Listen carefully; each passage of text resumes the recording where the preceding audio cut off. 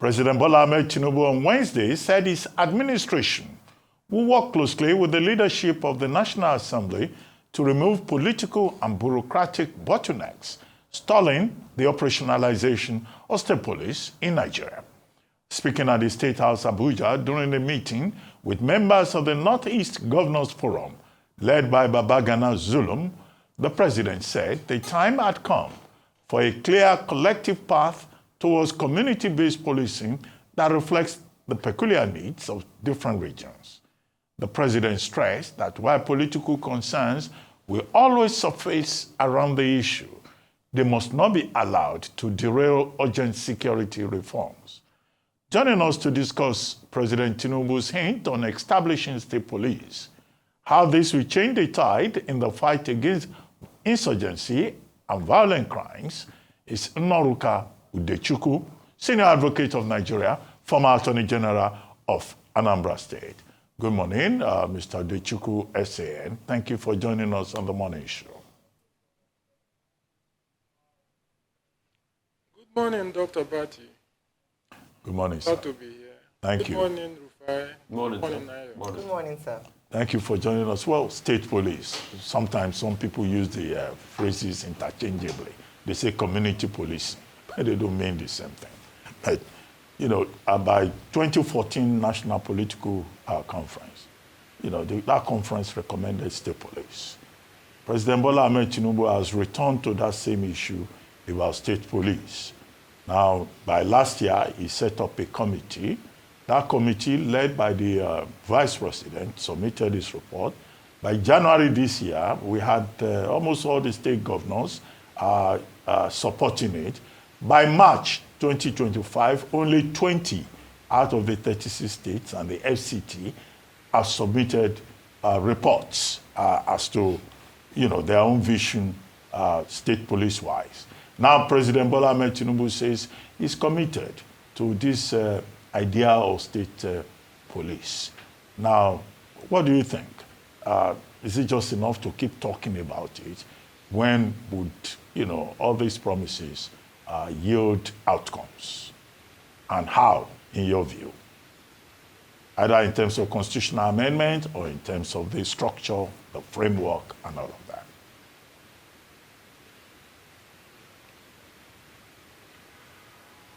Well, thank you once more again for having me. I think the place for me to start is to emphasize that the issue about whether to have a central police organization or to allow states to run their own police services had always been with us. It was a very, very serious issue during the debate that was precursor to the 1999 Constitution. It was not an easy debate that eventually culminated in an agreement to adopt the version that is contained in section 214 of the 1999 Constitution, which created for central police. But ever since then, the debate had never ended. Issues have always arisen as to whether there should be liberty for each state that may wish it to create a police system of its own. Because of the very serious limitation created by section 214 of the Constitution, which absolutely prohibited state police, states resorted to security organizations that they called by all sorts of psychedelic names. The matters have now come to a head under the administration of President Tinubu, and I am aware of the fact that as we speak, the issue is before the National Legislature for the promulgation of an amendment to the Constitution in order to bring into light the centralization of police command so that there will be space for states that wish to keep police of their own to do so. All right. Well, thank you so much, sir. Now, one of the biggest, of course, concerns around this, and you've touched on this slightly, but I'd like you to delve in a bit deeper, is the consensus around is that, yes, the governors or the states are closer to the people, so it would be a good idea. We see other parts of the world where even the local government is the one responsible for policing their communities in some parts of the world because they are seen to be closer to the people. But there's still concerns around structures for checks and balances. What should these structures look like at every point, at every level? So that when we talk about constitutional amendment, it's part of the process. Whether it be from the State House of Assembly, we look at the judiciary itself, we look at internal checks and balances in the police. What would make this stronger so that we don't have a repeat of what we face at the federal level, at the state level, if we do go for state police? You know, the problem we have in Nigeria is that of politics. The kind of politics that we experience in Nigeria, the winner takes all kind of politics, the highly charged political atmosphere that we live under, makes it very, very difficult to find a solution to what is otherwise a very simple matter. At the base of all the problem about whether to have a state police or whether to have a central police system or a state police system is because of the urge, the inordinate urge in the politician to exercise absolute power. So when you leave the police in the hands of the states, the governors are always suspected to abuse the powers for their own benefit, especially during campaigns, political campaigns. They may make it difficult for their opponents to have any level playing ground. Again, it was the fact that the state had some measure of control over the police that made the Nigerian Civil War easy to start. That was really the reason why the courage to confront the federal government existed at the time, because the state government had control over its police force, which it could turn into an army. So that is the reason why the debate had been always intense. And I can assure you that even if you yield to the present demand for decentralized police force, the same problems that we are seeing in the past will resurface. The abuse of power, the misuse of the police force by the chief executives, who invariably become the directors of their respective state police formations. Okay. So can you just take us through maybe like a mental understanding of how you want checks and balances to be put in place if we have a case of state police? So take, for instance, I was going through a couple of ideas myself, and one I thought of to be a council of accountability where NGO, human interest group, citizens from society are put on that council that act as buffer to check the activities of various state police. So that council of accountability is the council where people will report police infractions in various states, and they're going to review and, give, binding, what's it called now, narrative or, binding ideas as regards how that infraction is going to be handled. But it should be peopled by the people of Nigeria, NGO, human interest group, to be able to have a level of accountability. What do you think about that? What model would you think the state police should run on for effectiveness?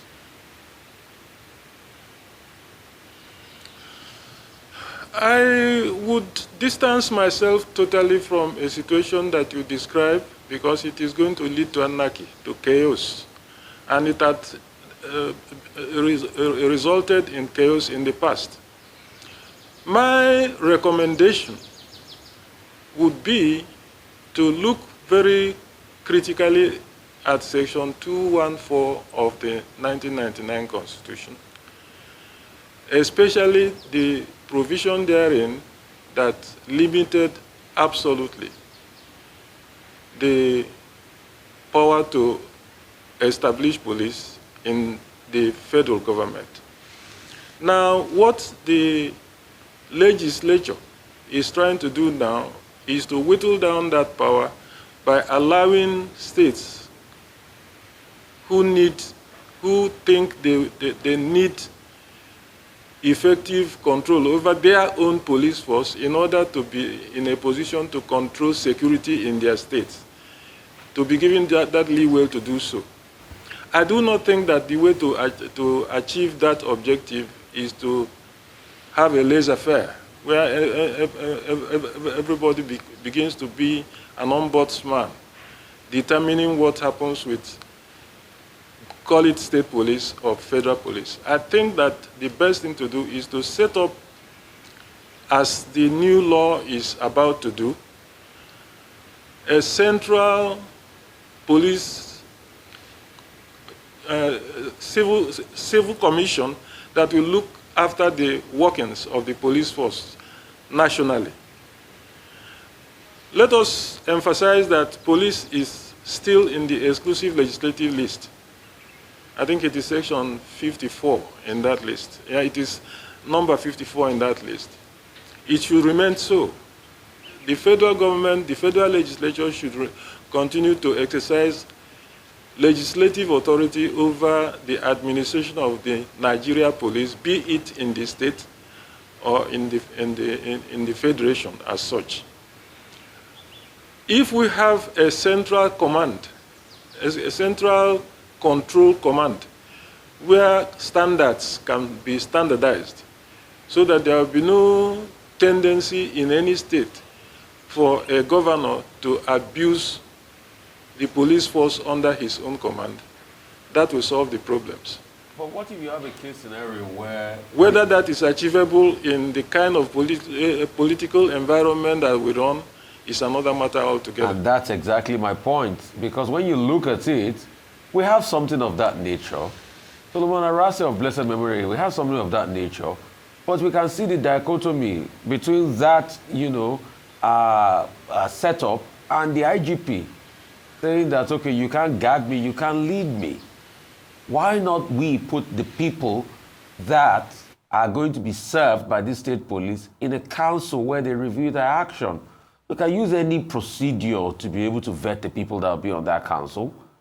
But if you still have a command central structure, it's still going to be subject, to the president, to the leadership of the nation.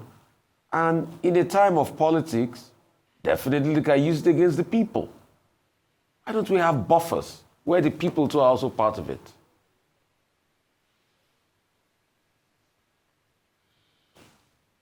Well, Rufai, my contention had always been that there is no perfection in life. There is no perfection in human affairs.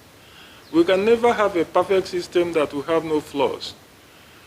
It's all a matter of comparing what we have in our hands and what we are looking up to. I will always be the one to canvass that a laissez-faire where every citizen is an ombudsman to control what goes on in every institution, including the police force. Okay. The sort of rowdy environment we have with those, permit me to use the word, who call themselves civil... Okay, I just... is it civil defense society? No, I just need two clarifications, yes. Mr. Udechukwu. Number one, you seem to be saying that you are opposed to the idea of state police because you say it will lead to chaos, anarchy, and that you think a centralized police system is in order. That's standard police hierarchy argument. They want to remain in charge. But how do you place this against one, the idea of the devolution of powers, of having a proper federal system? How do you place this against the argument by some persons that, look, in other jurisdictions, they have a National Guard, they have state marshals, they have a decentralized police system. How do you place this against the argument by some of the state governors or state governors who say they are called chief security officers in their states, but they are powerless when it comes to security?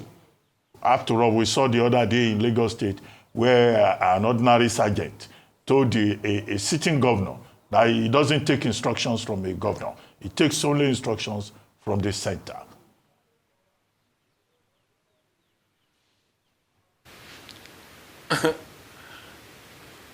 But Dr. Abati, I try as much as possible to distance myself from political issues in Nigeria. But let me say this as forcefully as I can.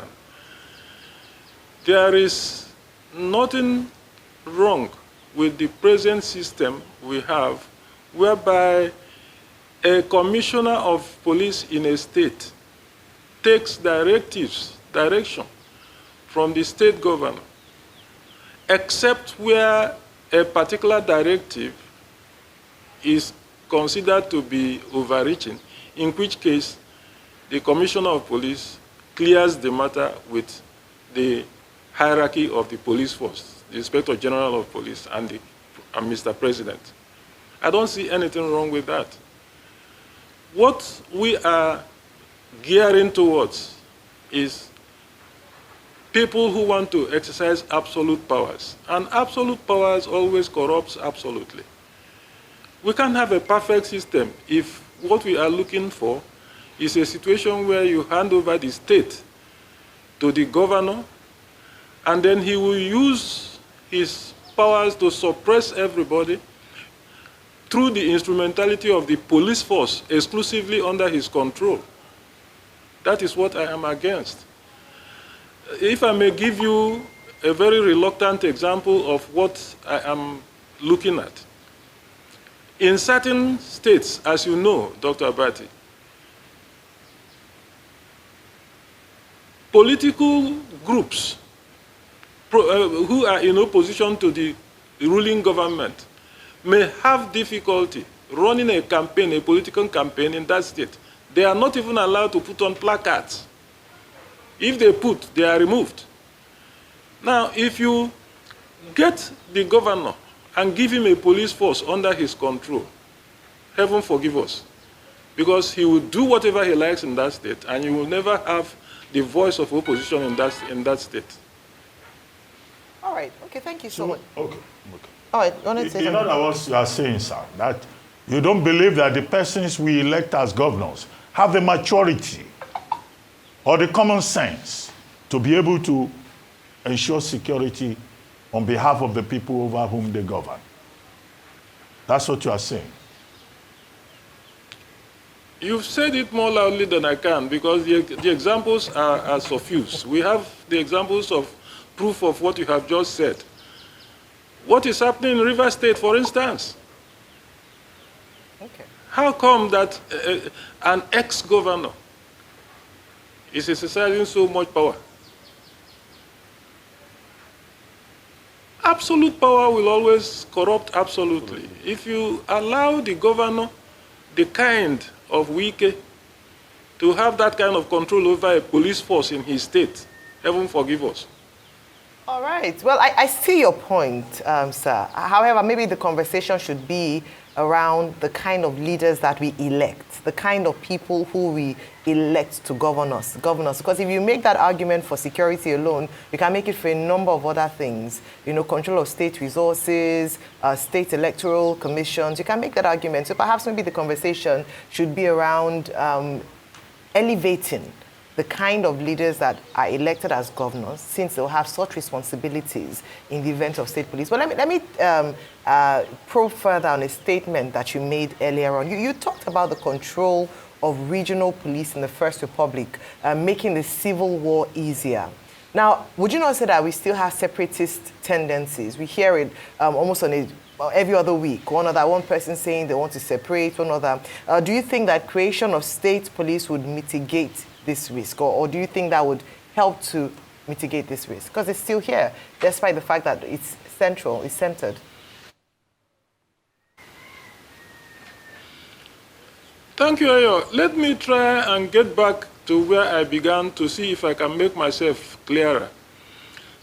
The provision in Section 214 of the 1999 Constitution, the only thing I find a little bit difficult to accept in it is that it absolutely prohibits the existence of state police.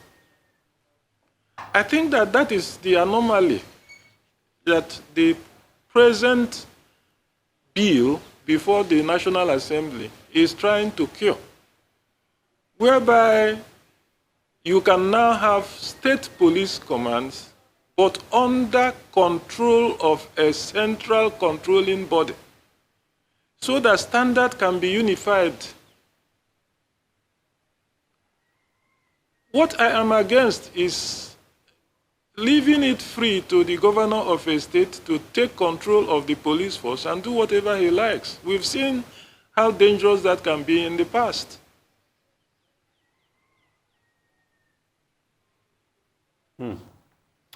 Okay, so we've seen how dangerous that can be in the past, but we also need to solve the problem. So if you're saying you are against state police, are you in favor of recruiting more police officers? We have about 350, 400,000 that we say is grossly inadequate. Are you in favor of recruiting maybe close to 1 million police officers? Please, I think I have failed to get my views really understood. Let me try once more. I am not against state police. What I am against is exclusively controlled by the governor. Okay. So, sir, with due because respect, he is the chief executive of the state. So, sir, with due respect, there's no how you're going to have state police that the same governors that pay for the state police will not exclusively control it. And there's no how that all of a sudden you are going to have saints or perfect politicians like you say we do not have overnight, not even with the political structure that you pay close to 100 million for nomination form, not with that structure. So you will have the highest spenders. Perhaps some of them might be rogues in nature. So there's no how you will not have that. So let's remove all of that. What we are saying is, so do you now favor, if we don't have this that you are saying, giving all the powers to the government, do we now say, okay, should we ramp up the number of police or police recruitment, maybe get to because like over 500 or 600,000 police officers to be able to now deploy more officers on the state and continue with this structure? Is that a suggestion that you might look at? Rufai, the way I understand the bill that is now before the National Assembly,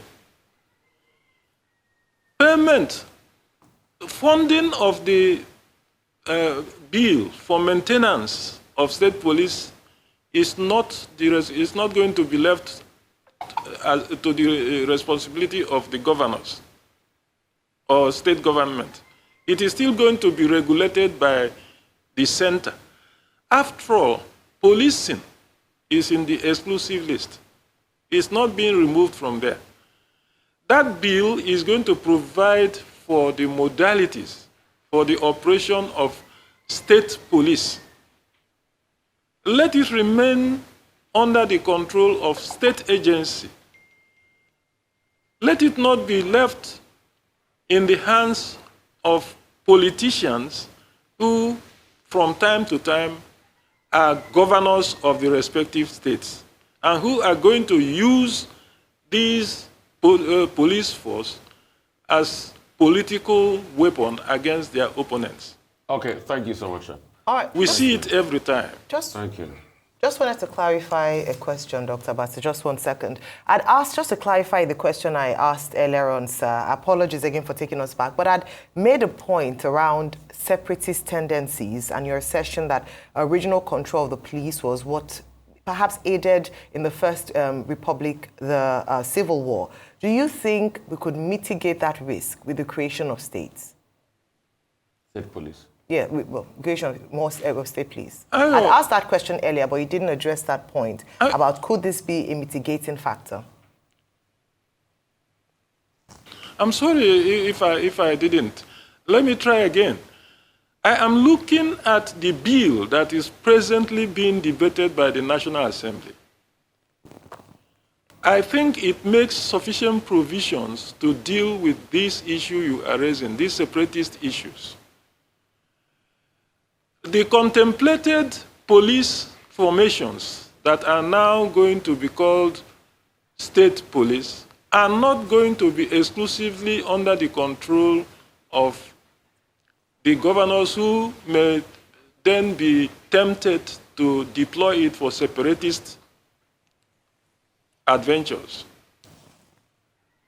I am looking at that bill. That bill, to me, is a very well-constructed bill, and I'm anxiously following its movement. It's gone through the first reading, I think. I hope that it continues to sail through and then becomes a law in this country. Then it is going to substantially remove what you are fearing might lead to separatist tendencies in the police force. Because the state police that is envisaged under that bill is not a state police that the governor can do as he pleases with. All right. Okay, sir, just before we round off, it is the content of that bill that is now before the National Assembly that is giving me the courage to make the points that I'm making. Excellent. All right. So just as a way of a solution, or perhaps a way to check some of the concerns you talked about, would it then make sense to have elected regional police in the 6 geopolitical zones? So regional, rather than state police, let's move for regional police so that we don't have elected in the 6 regional political zones in Nigeria. Would that be a better solution?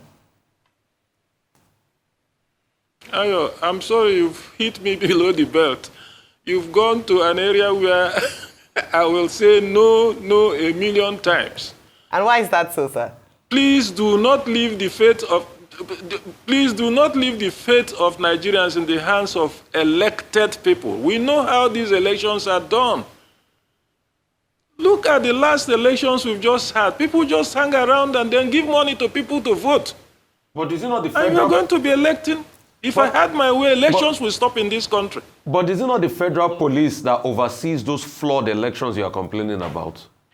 So why are you thinking it's better managed when it's from the federal than on the state? Is it not the same federal police that oversees those flawed and shambolic elections you are complaining about? Is it not the same federal police that is being used to attack opposition figures in the states? So what's the difference? Rufai, I have been an attorney general in a state, and I know the influence I wielded over my governor in ensuring that the rule of law prevailed over executive lawlessness. I'm telling you that when you have the kind of government that I worked under as Attorney General, there may be no problem, because I had a governor who was sane and clean and never interfered with the decisions of the Attorney General. But probably that was because I never lobbied to be made an Attorney General. I was made an Attorney General against my will. Which governor was that? But if you have Attorney General that lobbied to become an Attorney General, then he is going to be a bootlicker. And the governor is going to use him for any purpose whatsoever. Which governor or he will dismiss him. I worked on Ngige. Okay. Thank you, sir. Anyway, thank you very much. And I overruled Ngige so many times, and I overruled Ngige so many times, and he never sacked me. Okay, thank you so much. Really appreciate you. Thank you very much, sir, for joining us on the morning show.